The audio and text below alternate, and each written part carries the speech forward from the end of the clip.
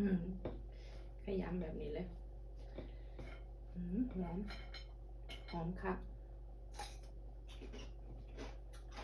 หอมแบบพริกทอดแล้วเอามาตำหอมเนี่ยใส่แต่ผงนัวกับปลาร้าอืม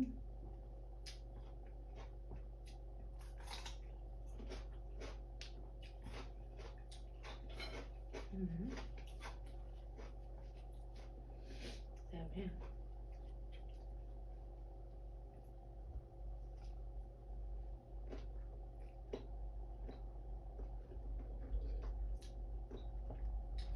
มันเคยกินข้าวร้านขนาดนี้เหรอ